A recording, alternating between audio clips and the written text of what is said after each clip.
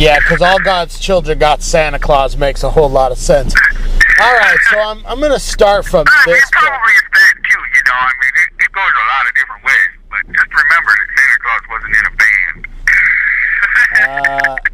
Yeah, look, all I got to say about Santa Claus is I've been listening to a lot of Christmas music, and it's weird because on the one hand, I like the religious overtones of actual Christian Christmas music on account of it's about Jesus, and that's what Christmas is about. But they do sometimes play like hymn music, and I like Silent Night and I like modern Christmas songs, but when you whip out a pipe organ, I'm done. And then if you try to listen to something like a hip-hop Christmas station, that just annoys me, and it's all about Santa. What I find really weird, the weird demarcation for me, is that blues Christmas is all about Santa, but it's totally different. All I got to say is that Santa Claus, his naughty and nice list, apparently He goes, oh yeah, well you don't know how this world works. Click. Something like that. Oh, that would have been a good, that was a good You don't really know how this world works, buddy. Hey, if we were 10, that would have been a winner. Danny Ackley would have been there going, burn! You know, I wonder what happened to Danny Ackley when we were no longer around for him to scream burn. Because honestly, that seemed to be all he ever did. Really? He was like the official keeper of screaming burn when somebody got someone.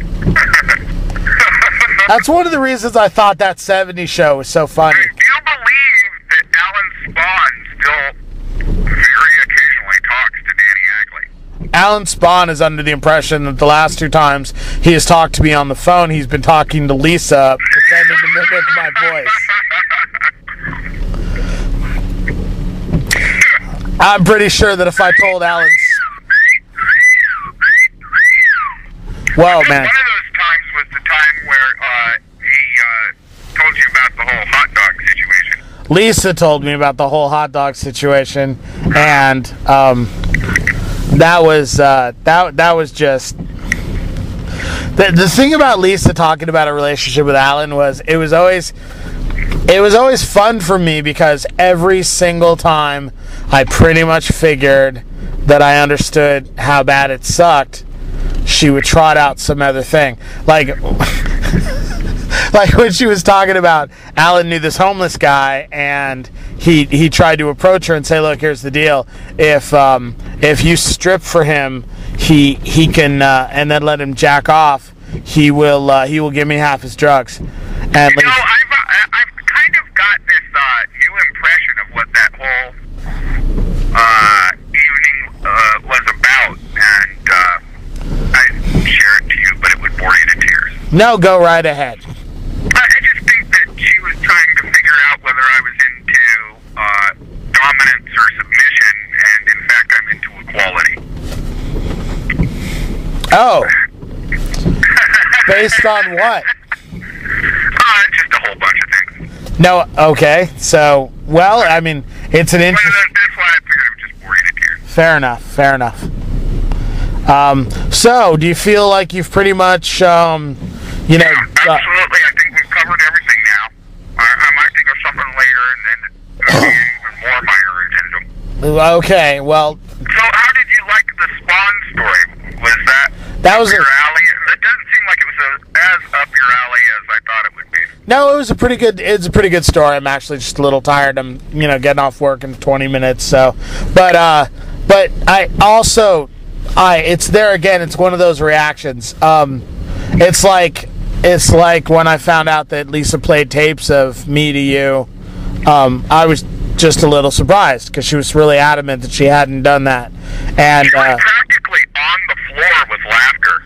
Oh yeah, I'm sure she. He kept calling up like once every 20 minutes, and like after a while, I mean.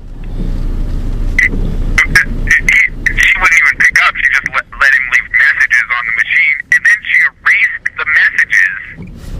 I was like actually a little interested, I want to hear the messages. But she erased the messages. So she's really not that interested in Alan Spawn.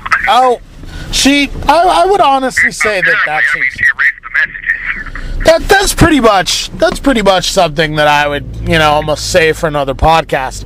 That first time when you called on the phone and it was Lisa, you, and Alan all hanging out, that was a bit of a surprise because up till that point, Lisa had always just that. What are you talking about?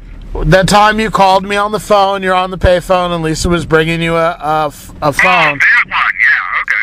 Yeah, up till that time, I was under the impression, based on what Lisa said, that she considered Alan Spawn a nuisance and was going out of her way to just not talk to him whenever possible, and to just really keep him out of her life. And that picking him up and driving him to a location to hang out with you really seemed like a bit of a surprise to me. Hold that thought 1 second while I do that job thing. All right, I'm back from doing that job thing. So, does Christmas affect you much? Or how's this holiday season going for you, Slam? It's not going well, but no, it's not bothering me either. I should, I don't know. I've got a computer, so I got that for Christmas, and that overrides any other thing, So as long as I don't think that the computer is not going to be working anymore, I'm really kind of okay with everything. I'm just so pleased as punch about it. That's excellent, really. I've got, I've passed the first hurdle. I am now able to sit and listen to jazz rock fusion while playing NetHack. So, I've got UC Berkeley logo on there too. Excellent. Was it there to begin with, or did you put that on there? Put that on. Excellent. Well, that seems all the stuff I just talked about I put on. Well, that sounds like, And Visual Basic, I put that on too. Visual Basic, nice. Did you get a Commodore 64 emulator? What'd you say? You should get a Commodore 64 emulator. I was thinking of getting a VIC-20 emulator. Oh, come on. There are limits, Tad. No, there does exist a VIC-20 emulator. Oh, I'm sure it is a thing. I'm sure it exists in the universe. I'm just saying there are limits to propriety. There are limits to what someone should actually be doing. VIC-20 has gone down in history. I don't know if you know that. Based on something like, it's like the quintessential example of stupid in a particular context. Gotcha. You're not going to even ask what, huh? Okay, go ahead. On the Usenet, there's this character named Biff. It really is probably, almost certainly, somebody made it up. I think there's even documentation to prove it. But this guy named Biff, he gets onto the Usenet using his big brother's VIC-20. And he's looking for wares. And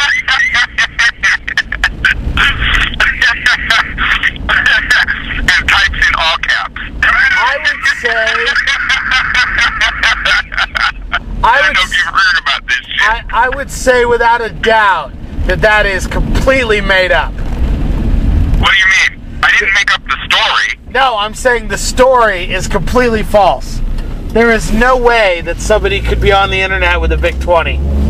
Well, not these days, but this is from way back when, and it's Usenet, which goes all the way back to 1980. Oh, okay, but, it's like part of Usenet lore. That's possible. Yeah. Okay.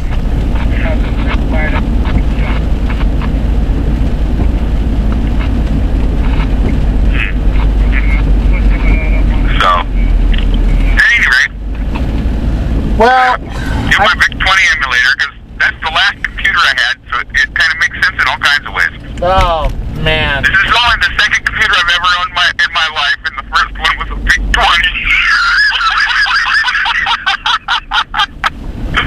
Oh, man. I always pictured you being more a trash 80 kind of guy. Oh, no. Come on, man. You should remember that I had a VIC 20. Oh, no, I just We had assumed lots it. of cool conversations.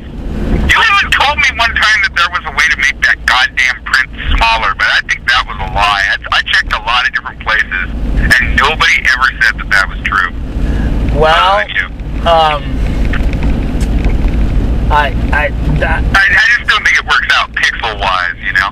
well, all I gotta say is if it was possible, it's been lost to me in antiquity because I have no idea how to get the VIC 20 to work. Small print. Yeah, there's no way.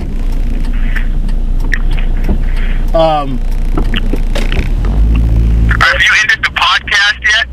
No, I was waiting to see if We're you. still rolling. No, it's over. That story is over. Oh, okay. So that's the end of the story then. Yeah. All right. Well, that's another podcast with Michael, and it's been fairly interesting. So I will say we should wrap it up. Tad, any final thoughts? No. Sorry. No, nothing interesting to say. Wow, I really thought you'd have a final thought. All right. Well, that's it then. No,